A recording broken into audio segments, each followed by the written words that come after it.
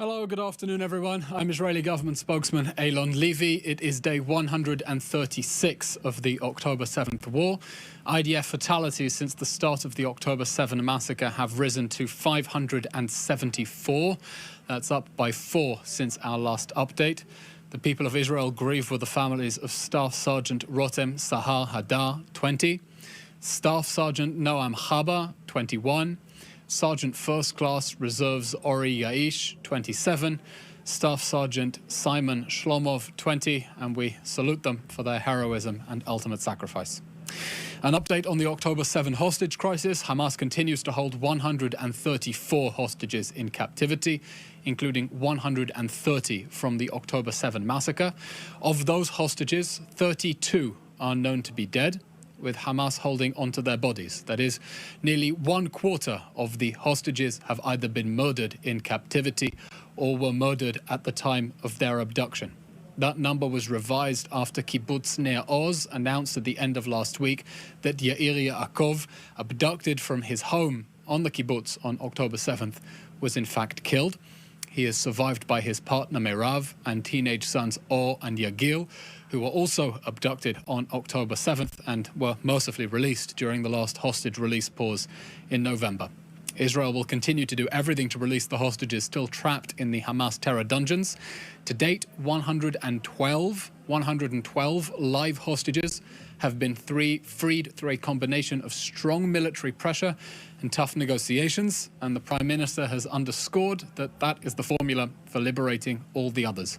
Alongside the determined military effort, therefore, Israel remains in continuous contact with the mediating countries to advance a framework for the release of all 134 hostages. Prime Minister Netanyahu has called for the exertion of pressure, not only on Hamas but also on Qatar, in view of its ability to pressure Hamas.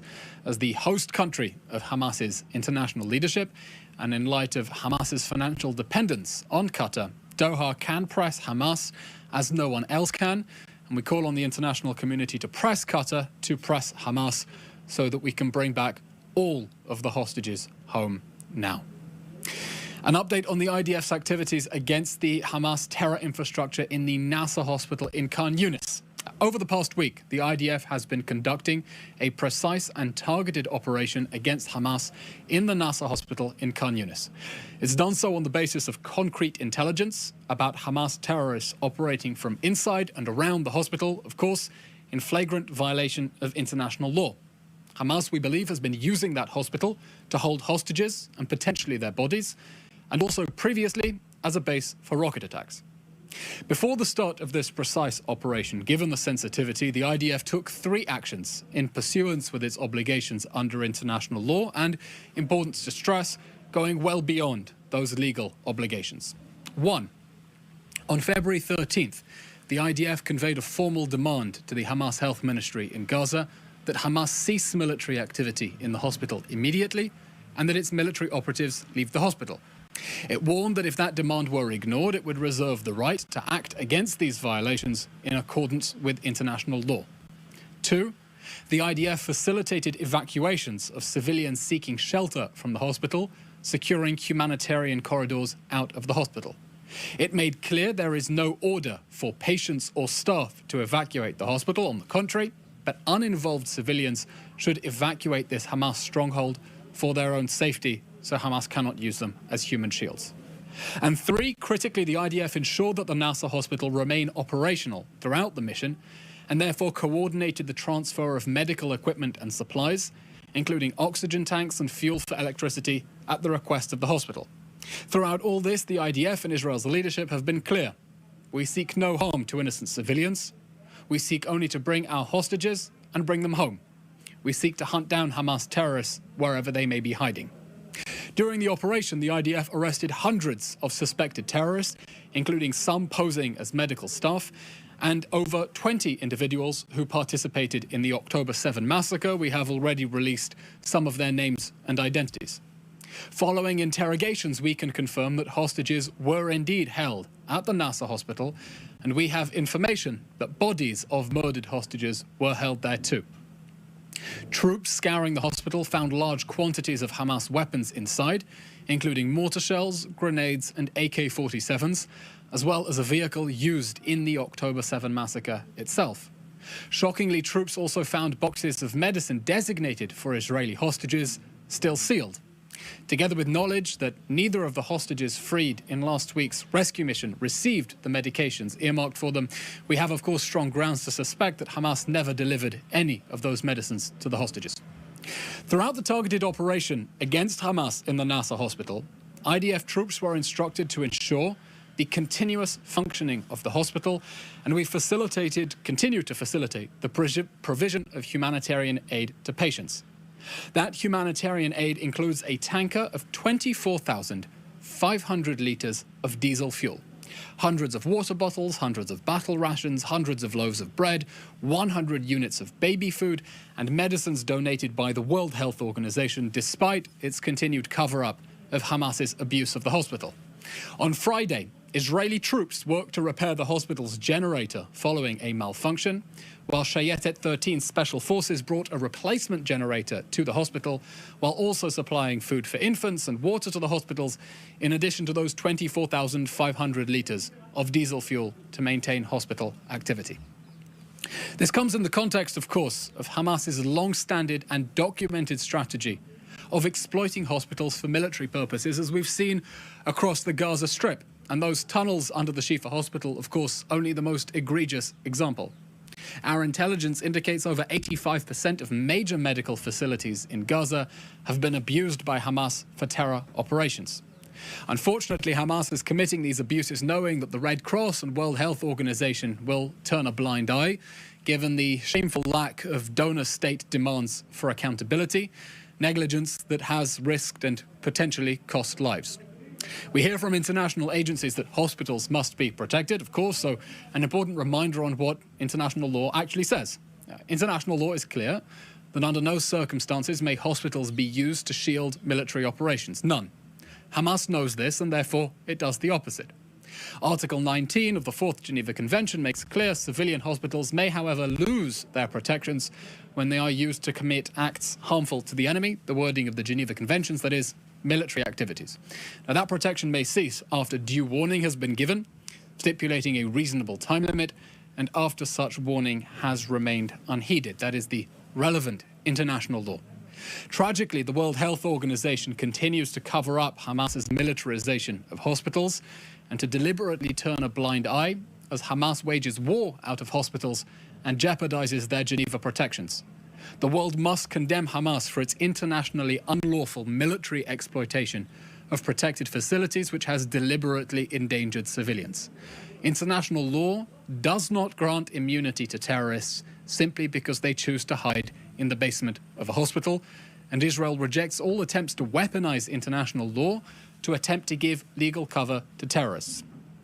Terrorists around the world are no doubt taking notes to see whether the international community will give Hamas a free pass for its systematic violations of hospitals' Geneva protections.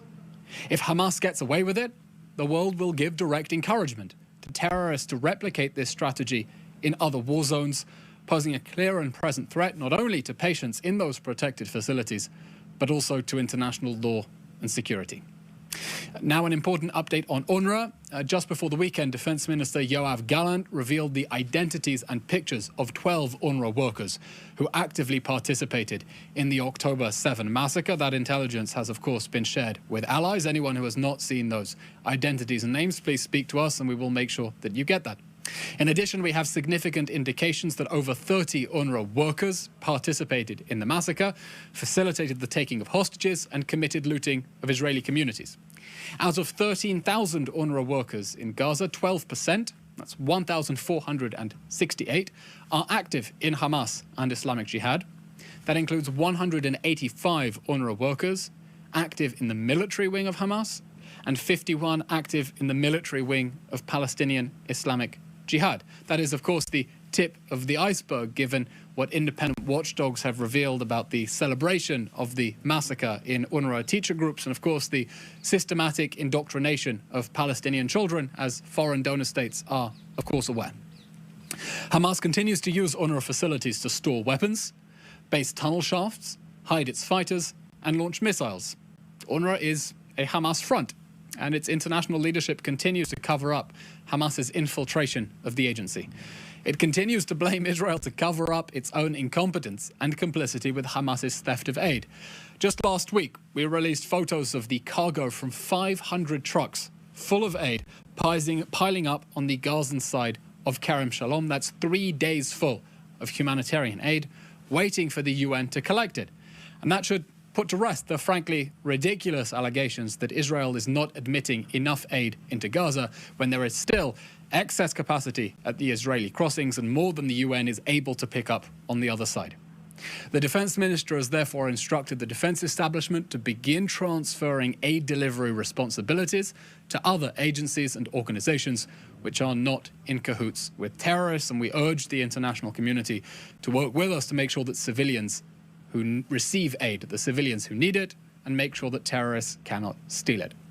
Finally, an update from the northern front. In the north, Hezbollah continues its aggression against Israeli communities. We saw, of course, the massive barrage of rockets at the end of last week, which killed one female soldier.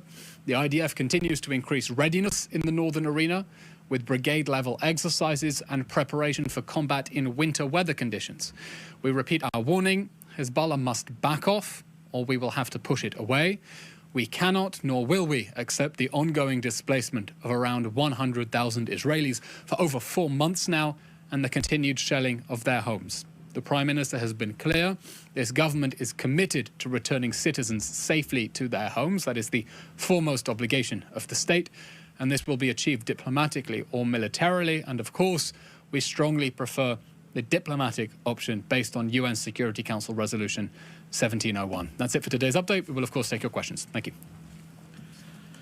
First question from Lior Soroka, The Washington Post. How does Israel know hostages were held in Nasser Hospital? Lior, I would refer you to the video released by the IDF last week of the questioning of one of the terror suspects who was one of the suspects who was apprehended during that targeted and precise operation in the Nasser hospital, in which he spoke of around 10 hostages, to his knowledge, being held in the hospital. We have, of course, also been questioning the survivors of Hamas captivity, and that questioning has also yielded valuable information about the conditions in which hostages were held. I can refer you, if you would like, contact me later, to the specific video footage and to other remarks by IDF spokesperson Rear Admiral Daniel Hagari, who has addressed this issue specifically. Question from Jody Cohen, World is One News, India. Do you expect Ramadan to be a peaceful one in Rafah and in Jerusalem this year? We certainly very much hope that Ramadan will be peaceful, and we urge on all parties, of course, not to take advantage of what should be a religious festival, a time for families to be together, and use that to inflame religious tensions, as unfortunately we have seen in the past.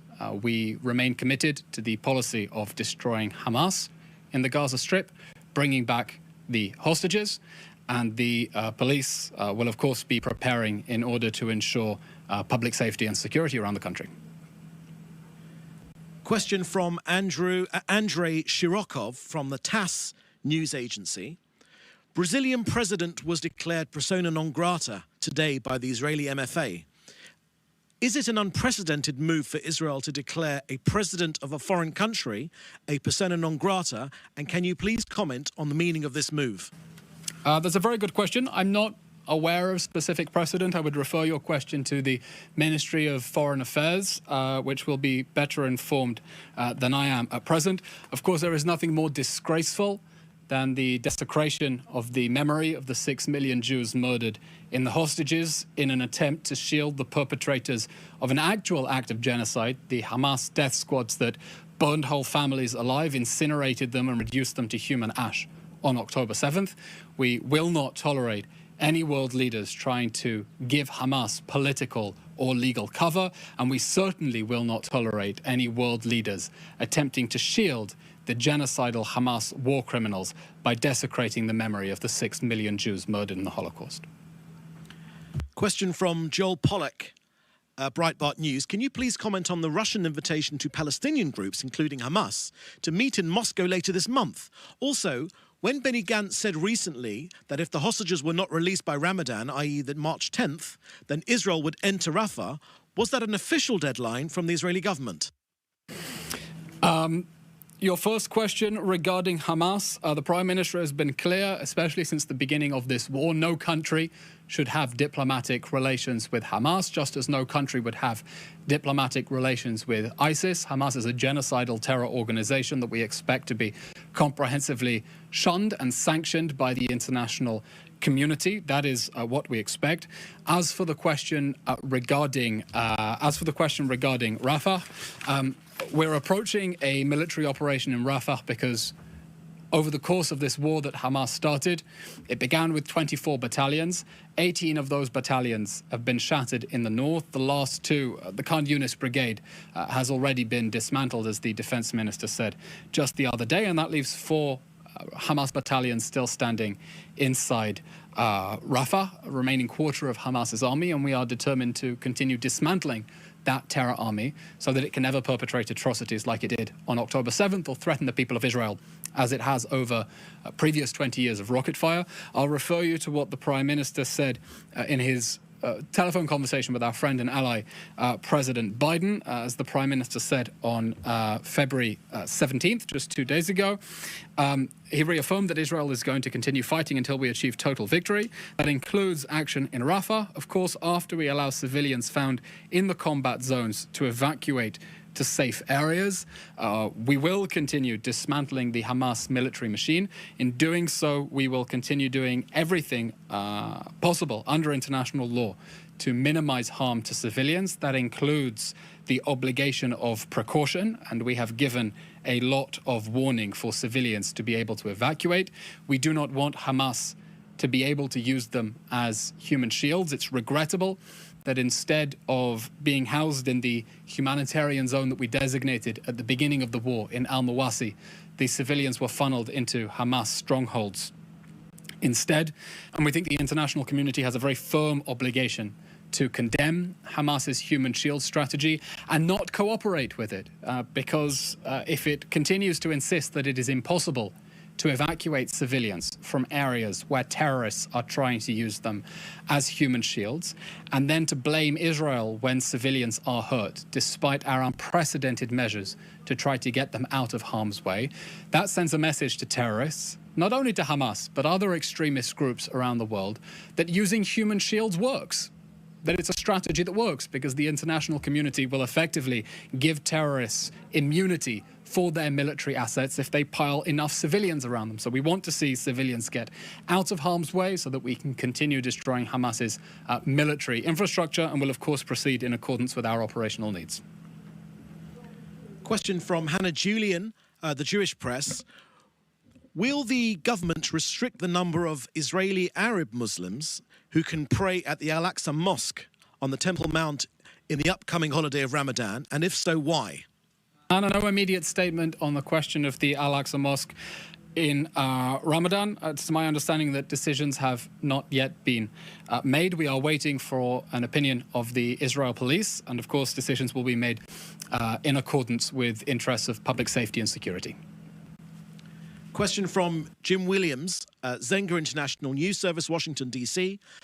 This week, the U.S. is expected to block a United Nations resolution calling for an immediate ceasefire by Israel. There is increasing pressure on the U.S. and many other of Israel's allies to stop the war and get a hostage deal done. How long does the Prime Minister feel he can hold off the mounting pressure to strike a hostage deal? Well, of course there's pressure to try to get an immediate ceasefire that would abandon the hostages in Gaza and leave Hamas in power. Even before Israel began the response to the October 7 massacre, there were those who have been running interference for Hamas and trying to save it from the consequences of the October 7 massacre. I think it is striking and noteworthy that over 4 months after the massacre, Israel still maintains the support of its key allies to continue the job of finishing Hamas and bringing back the hostages. Not only the United States, which has stood foursquare behind us with very strong moral, military and diplomatic leadership since the start of the war. It's still the position of the British government that a permanent ceasefire is possible only after Hamas will have laid down its arms and brought back the hostages. And I note also the statement by the Prime Ministers of Australia, Canada and New Zealand from the other day that also said they want to see an end to the fighting, but that cannot be unilateral. The hostages must be released and Hamas must lay down its arms. I think there is widespread understanding within the democratic world. I'll refer you also to the statement from the European Parliament just a month ago saying, calling for a permanent ceasefire conditional on hostages being released and Hamas laying down its arms. Firm recognition across the Western and democratic world that the October 7 massacre must be followed by the return of the hostages and the destruction of Hamas and the response to the deadliest terror attack in world history after 9/11. And that armed invasion by Hamas by air, land and sea cannot be to leave that terror organization standing.